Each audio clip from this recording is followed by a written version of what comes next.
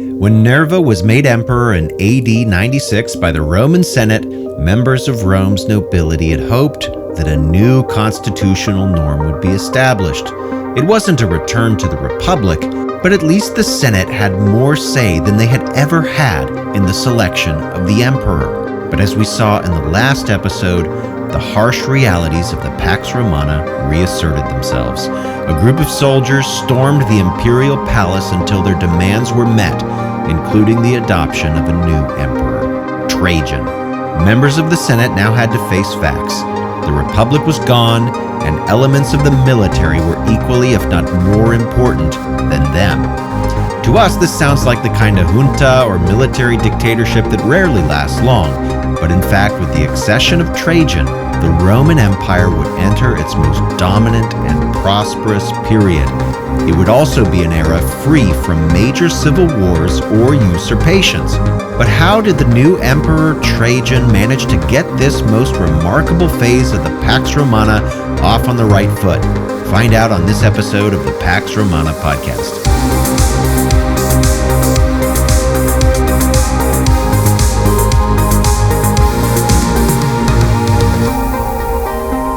Episode 29, Enter Trajan. Before we begin, I'd like to let you know my book, Pax Romana, The Plague That Shook the Roman World, is now available for ordering. It is out. It's good to go. Go check it out on Amazon or anywhere books are sold. I hope you enjoy it. Let's get on with the show. If you've been following the podcast, back in episode 23, when Nero died, a power vacuum opened, into which appeared numerous claimants for the empire. And when Nerva died, Trajan was outside Rome. In theory, an ambitious senator or military leader could have attempted to take the city, but he didn't. The fact that no Roman felt he could usurp Trajan speaks volumes about the state of political power in Rome. The spirit of civil war had finally dissipated. War weariness had set in. Trajan would have every opportunity to rule without an immediate threat against his position. So perhaps for this reason, or perhaps just to set a tone for the new regime, when Trajan finally entered Rome in AD 98, he did so not in the dress of a conqueror or a general. He didn't wear military gear or armor, but he wore the civilian toga of a princeps, a first among equals. The new emperor celebrated games to show his beneficence to the people. He also ordered the previous emperor, Nerva, deified. Now, this measure suggests continuity with the previous regime, as though Nerva hadn't been kidnapped until he adopted Trajan by force.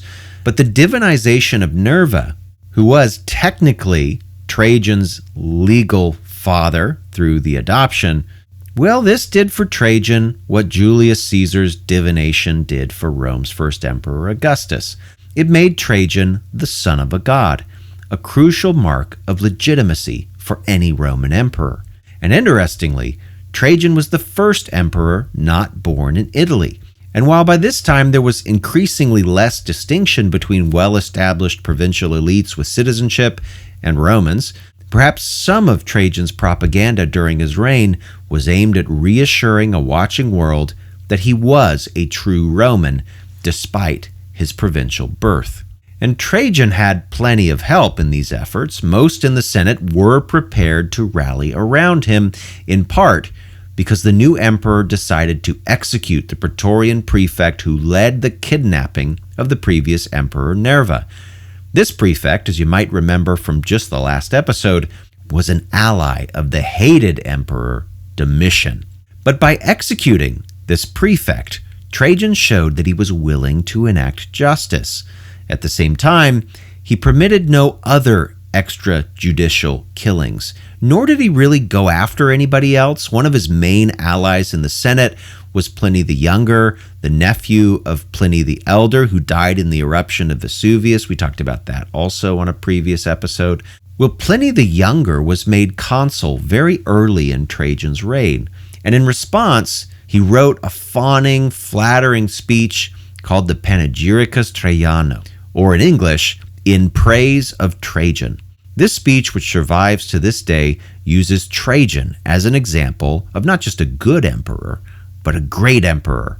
And this is in stark contrast to Domitian, who was a bad emperor. So in one section of the panegyric, Pliny even very plainly says that Trajan isn't a god, he's a man. Quote, "Let us not address Trajan with the flattering title of a god or divinity, for we speak not of a tyrant, but of a fellow citizen, not of a master, but of a father. He boasts that he is one of us, nor does he forget that he is only a man, though the ruler of men." That's Pliny in his Panegyricus. So Pliny's not saying here that there's nothing special about the new emperor, far from it. Trajan could claim to be a divinity, but by not doing so in the way that Domitian or Caligula had done, Trajan was showing that he had the right to rule, that he was a moderate and judicious emperor who understood his role. And from Pliny, there's a kind of acceptance here as well, that the Roman emperor is not merely just a guardian of the republic either. He's something more than that. He's its father, and in many ways, its ruler. Senators and citizens may not be slaves, they may not call the emperor master, but they're still subordinates, and they know their place. And accepting this new status quo is portrayed by Pliny as really the only reasonable course forward. Trajan came into the role of emperor as an experienced military officer and commander. We don't know much about the details of his military career, but it seems that at least some of it was spent along the borders of the Danube River. This river, which is an important boundary, runs through Central Europe. It forms much of the southern border of what is now modern Romania. And the Romans had quite a lot of difficulty policing this river, and large groups of Germanic migrants often made their way into Roman territory by crossing over the Danube. One of the great kings from across this river was Decebalus of the Dacians. Roman authors like Cassius Dio describe him as a clever and strategic thinker, a king with the wits to entrench himself and pester the Roman army for decades. Decebalus was so good, in fact, that he had defeated 2 Roman legions in a battle that took place near the end of Domitian's reign. The defeat was obviously an embarrassment for Domitian, but it got even worse because other Germanic tribes launched invasions into the Roman Empire around the same time, and Domitian was forced to pay Decebalus for a ceasefire in order to attend to the more pressing problems on Rome's northern borders. Several million sesterces, likely paid out in gold and silver coins or bullion, left Rome's coffers and went into the hands of Decebalus and his Dacians. Almost immediately after taking office, Trajan left Rome for the Danube River to prepare a war against Decebalus. Trajan supervised the construction of new forts and fences. He raised new legions as well, bringing the total strength of the Roman army to around 300,000 soldiers. This is the size that it was just before Augustus discharged half his troops. The war that Trajan was preparing made plenty of sense. First, Trajan would want to reestablish Roman dominance of Decebalus and Dacia. Rome had been humiliated in the years before, and the only way to undo the embarrassment was naked aggression. But second, Rome's precious metal supplies may have been running out at this time. The government certainly wouldn't have wanted this information known, but recent analyses of Roman coins from this period show that gold coins were being reduced in weight and silver coins were being made of recycled metal rather than metal extracted from natural sources. In other words, the mines seem to have been running out of silver. And Dacia was rumored to be flush with gold, with several major mines, and if Trajan wanted to rival Augustus as the greatest Roman emperor in history, then he needed that gold and silver. Without it, he was likely to preside over a declining empire. But third, and perhaps most pressing on Trajan's mind, was his own legitimacy.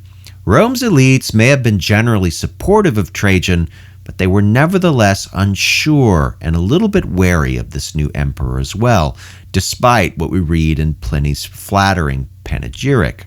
Were the gods really on Trajan's side? Well, Trajan could prove the point with a substantial military victory. Nothing silences the domestic doubters like a foreign war. Randolph Bourne's famous 1918 essay, in which he coined the phrase, "War is the health of the state," was also true in the Roman Empire.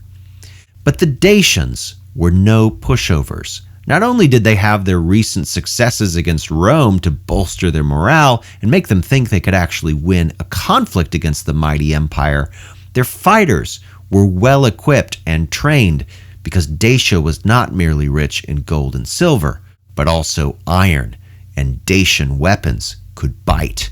So in the year AD 100 or perhaps 101, Trajan was finally ready to cast the dice and personally lead his legions into Dacia. His entire regime was riding on this war.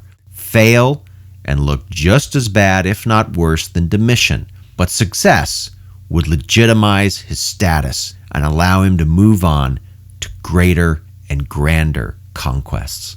Well, Trajan's legions crossed the Danube. They marched along and beyond the gorge now called the Iron Gates of Dacia. As they moved into enemy territory, Trajan's troops met very little resistance at first. In fact, it seemed a little too easy. They burned villages as they went deeper and deeper up into the mountains of Dacia. Eventually, they arrived at a massive Dacian fort, and a battle broke out. And although we know almost no detail about what happened, Roman sources suggest it was at best a stalemate. The Dacians only withdrew because a storm hit the area, which they thought meant the gods were unsettled. By the winter of that year, Trajan had yet to earn a decisive victory, and so he garrisoned his army in Dacia. But Decebalus didn't sit around and wait for the next year. The Dacian king worked out an agreement with neighboring tribes to launch a counter-invasion of the Roman Empire. The mighty Danube had frozen over, and so a rare winter surge into Roman territory seemed possible. It would catch the Romans completely by surprise, and Trajan's army would be camped in the mountains of Dacia, far away and unable to help. This situation had the hallmarks of a debacle and even a disaster just waiting to happen. And not just for the Romans, but also for Trajan. But Trajan would figure out how to snatch victory from the jaws of defeat. How did he do it? Find out on the next episode of the Pax Romana podcast.